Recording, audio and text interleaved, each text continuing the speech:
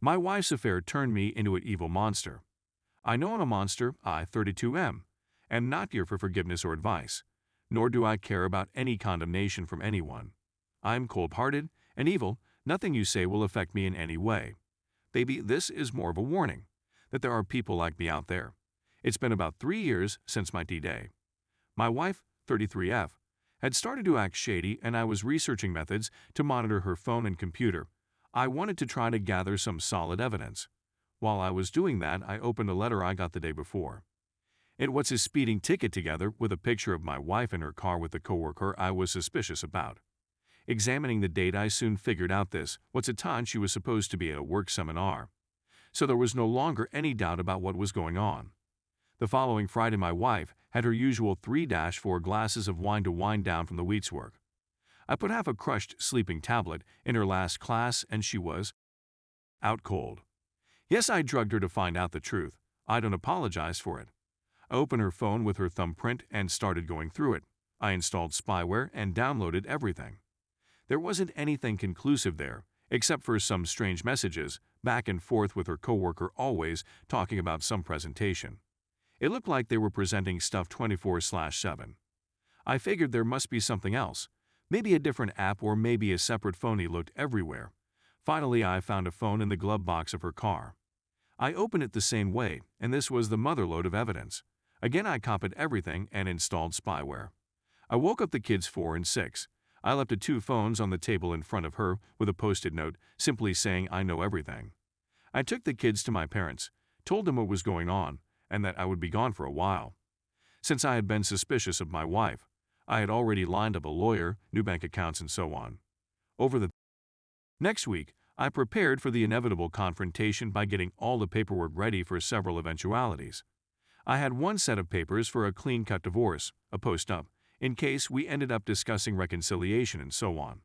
The pain of the situation was unbearable, but I knew what this was. I knew what I needed to do. I could not show any weakness or doubt. I had to be in control. Over the course of the week, my wife was panicking more and more, hundreds of messages and missed calls, and she would get everybody around her to try to call me as well. I simply ignored all of it. I put the phone in a drawer and got on with what I knew I had to do. When I was ready, I sent a message to my wife that I would be over to talk in the afternoon. When I arrived, she was an absolute mess. As soon as I came through the door, she fell to her knees in front of me and begged for a second chance and forgiveness. I was having none of it. I pulled my legs from her grip and just said, "Let's sit and talk." It probably took her good 15 minutes to make it to the kitchen table. I showed no emotion. As soon as she was seated, she noticed I was not wearing my wedding ring. Then I gave her the documents for divorce. She broke down for 20 minutes, just sobbing. I said nothing. When she was finally able to speak again, she said she would do anything to save our marriage. I pulled the divorce papers back and gave her the post-nup. She was sobbing again. I read slowly through my copy. Basically, it said I could divorce her for any reason I deemed fit. She would get nothing from me. She will get half or what she was entitled to, but no child support, no alimony, none of my pension, and none of my savings. Custody would be 50/50. Thought she signed it right away. I told her she should probably get a lawyer and run the agreement by them before she gave it back to me. She said she didn't need to. I told her if she wanted to change something, that I was open for discussing it the next 2 weeks. Never actually used the spyware for anything, but I have been able to verify that she has never again been in contact with her AP. Then I told her she had to write down a complete timeline and that I knew almost everything. If I caught her in a lie or omission, now or at a later date, the outcome would be immediate divorce. I gave her a week to type it out and left. A week later, she sent me a large file that detailed everything, including her excuses and justifications. I told her to get ready to go out. I printed out a hard copy, went over to our house to pick her up. I drove her straight to her AP house and parked in the driveway. She was in total panic at this point, asking me what we were doing there. I gave her the hard copy and told her, "You are going to go confess what you've done to his wife." She started hyperventilating. I don't remember exactly what it is she said, but it was something along the lines of "I can't do this to him," or something like that. I took back the hard copy started the car, and drove down the road of 5-6 blocks to the closest bus stop. At this point, I was so angry I was fuming. I commanded her to get the F out of the car. She refused, saying, "Let's talk, please." "We can work this out, I guess." My facial expressions said it all. She shut up and stared at me. She didn't know what to do. I told her very calmly, "You just had the choice between your AP and your family. And you just chose your AP. It's not like I'm leaving you beaten and in a ditch. This is a bus stop. You're a grown woman. I'm sure you can figure it out. Now, get the out of the car!" exclamation. My tone really left no wiggle room. She got out and asked, "What happens now?" I just drove off so hard that it slammed the door shut. I turned around and drove straight back to the APS house. I could see my wife's starting to run towards me, and I could hear her yelling in the distance as she understood what was going on. I was going to tell the APS wife. It turns out his wife was 5 months pregnant. She started crying loudly when she read my wife's timeline. Her husband came running around the corner, only to freeze for a second before he bolted through the house and out the back door as soon as he recognized me. His wife later divorced him and really did a number on him, in court anyway. At home, my wife was panicking and begging while I packed some things and left. On the way out, I told her that her confessing to the wife was a test. It was a test to see if she was over her AP and if she really took ownership of what she had done. She failed the test, and now that I had told his wife. My wife's chance to make me consider if reconciliation was even possible. That chance was gone, and there was no way of turning back time. As a result of her adultery, we would divorce. I rented a small cheap house outside of town, more of a cabin actually. It had a water heater and lights, but very little electrical heating. The main heat source was one of those cast iron fireplaces. It was in the middle of winter with -15 degrees. See at night, so I pretty much had to keep the fire going or the house would get very cold. Over the next few days in the cabin, my mind just crashed. I started drinking very heavily. Even soaked in alcohol, the pain was simply unbearable. At one point, I decided to end it. I loaded my shotgun, put it in my mouth, and pulled the trigger with my toe. It just went click. The goddamn shell was a dud.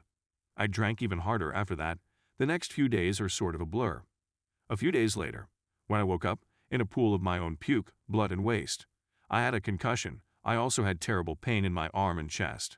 I was hypothermic and severely dehydrated. It took me a minute to figure out that I had fallen on top of my whiskey bottle and smashed it. Glass jars was sticking out of my arm and chest. When I finally made it to the bathroom, I saw I had a dark purple black-eyed, so I probably banged my head on the floor pretty badly. Somehow, I managed to clean myself up a bit. I changed out of my filthy clothes. Not that it mattered much after I pulled the glass bits out. It didn't take long for everything to be covered in blood. Wasn't really all there, but somehow I figured out that I needed to call an ambulance. I went outside to wait for them, but I was unconscious by the time they arrived. My wife was still listed as my emergency contact, and I guess someone called her at some point.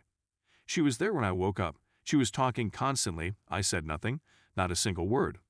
I went back to my little frozen cabin and spent the next 3 weeks healing up. During this time, I started to realize that something was seriously broken inside of me. I didn't really feel anything. I didn't even miss or feel love for my kids. Eventually, I moved back into the guest room. My wife started going to church and became a devout Christian. I sort of continued to exist in limbo. I felt no connection to anybody. Started counseling, tried various prescription drugs, all kinds of treatments. I even tried acupuncture. Nothing helped. One evening I went out to get out of the house. There was a group of women at the restaurant. They were clearly on a girls' night out or something. We got to talking. One of them was flirting pretty heavily with me. I could see from the indentation on her finger that she normally had a wedding ring, so I knew she was married. We ended up at a hotel doing the deed. While she was asleep, I opened her phone. She had Face ID. It didn't take me long to confirm she was married, a family with 3 kids. I copied her husband's contact details, took a selfie of the 2 of us in bed. I got dressed and I sent a picture to her husband along with a message apologizing. But I also lied and told him his wife had told me that this wasn't the first time she did this. Then I woke her up and told her what I've done. The pain in her eyes, the panic, finally I felt something. It was terrible, but at least I felt something. When I came home, I told my wife what I had done. I told her in a way where I tried to hurt her as much as possible. Again, the pain on her face, I felt something again. I felt terrible, but at least I felt something. Now I do this on a regular basis. Every 3 to 4 weeks I go out, pick up a married woman that wants to cheat for some reason. I become really good at gathering the evidence. Often I get video of it. Sometimes I will turn it into an affair that lasts for weeks, But in the end, I always present the evidence to their husbands. I don't know how many families have broken up at this point, but I just can't help myself. It's compulsive. I can't stop myself. I always also hurt my wife, on purpose, every single time. Either I tell her as painfully as possible, or I will leave a used condom wrapper in my pocket. I have even had some of the women write me love notes that I intentionally left in my pocket for my wife to find. I've had a few more suicide attempts over the years, but I just can't do it. At one point, an angry husband pulled a gun and aimed it at my head. I put my forehead on the muzzle, smiled, and asked him to please do me the favor. But he never pulled the trigger. He just started crying. My existence is torture, and I just don't have the strength to end it. I am still married, and I know what I am doing is wrong on every level. I don't know how I ended up like this. The doctors don't seem to have a diagnosis for me either. My wife's affair broke me on a fundamental level. Or maybe I killed off part of my brain when I smashed it into the floor in that cabin. Anyways, be warned, I am out there. Edit. I know I can't really blame my wife for this at this point. I can blame her for the beginning, but my continued general is on me. I can't really change it at this point. I hope to be able to at some point in the future.